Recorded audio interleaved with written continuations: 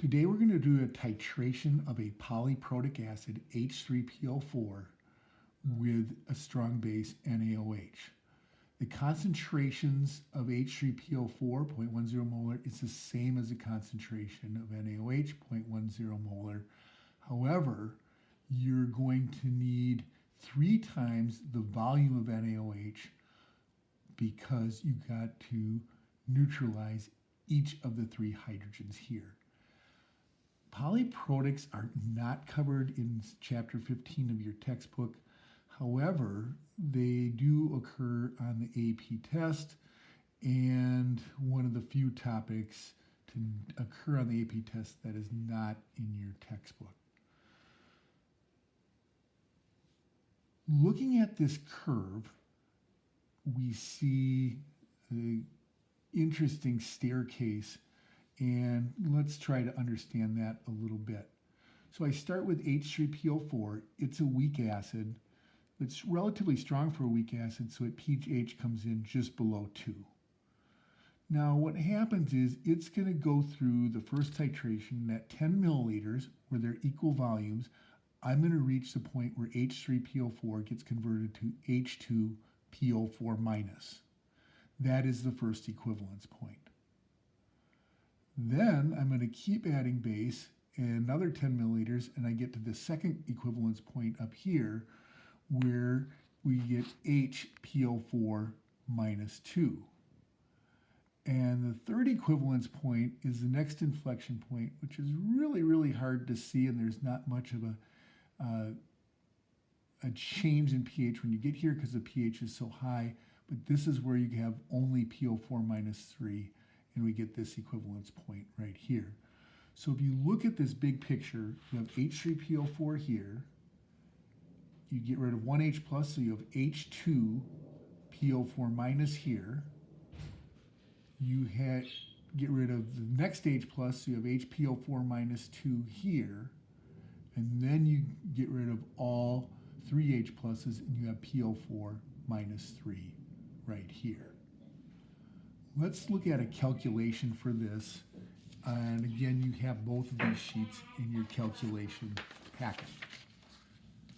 So, looking at what we're doing here, the first reaction is H3PO4 breaks up into H plus and H2PO4 minus. It has a Ka value, but the OH minus what removes H plus and drives this reaction to the right when you do a neutralization. So ultimately, what we have here at 0 milliliters, it's just a weak acid problem. With a weak acid problem, losing the first H plus is the most significant and the only significant contributor to pH. So we're just taking Ka times the concentration of H3PO4, and that's how we get this pH of 1.57. Let's go to the next at 5 milliliters. 5 milliliters is halfway between H3PO4, half of it gets converted to H2PO4 minus, and so half of it's H3PO4, half of it's H2PO4 minus. That is, according to Henderson-Hasselbalch, pH equals the pKa, and because H3PO4 concentration is going to be the same as the H2PO4 minus concentration, it's just pH equals the pKa, or the negative log of Ka. So you can solve for that right there, and you end up with a pH of 2.12. What we're going to do is look at another midpoint. So we're going to skip to 15 milliliters, because we know at 10 milliliters we have only this, and at 20 milliliters we have only this, but at 15 milliliters we have half of H2PO4 minus and half HPO4 minus 2. So we're going to find that midpoint formula, and that pH is going to be equal to pKa2, and that just happens to give us, right here, and that just happens to give us a pH a little bit above 7. What about at 25 milliliters? That's when we're halfway between HPO4 minus 2 and PO4 minus 3. So we take the pKa of the third one, and that gives us quite a high pH of 12.30. what if we had to find these points at 10 milliliters and 20 milliliters? Probably not a common question.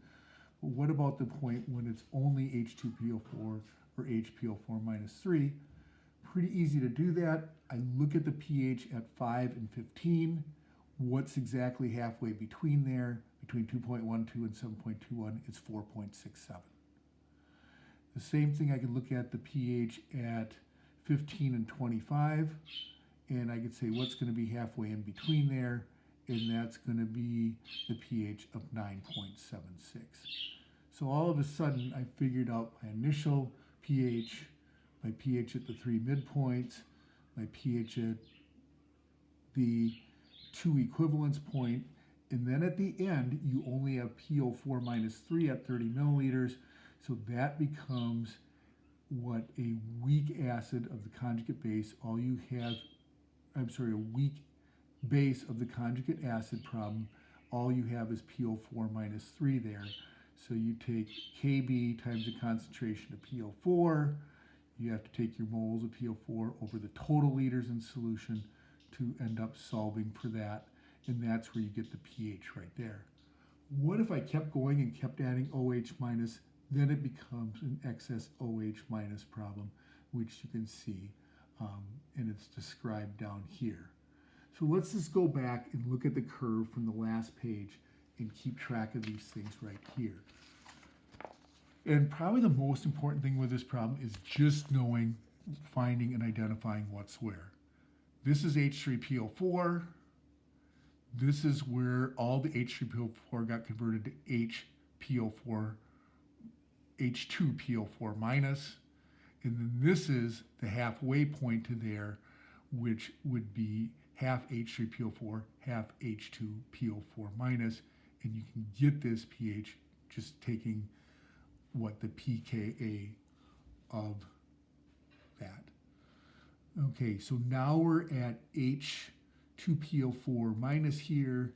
Here we're at HPO4 minus 2, and this is where we have half and half of those things, and that's the pKa2, like we solved about. And then this we said again was HPO4 minus 2.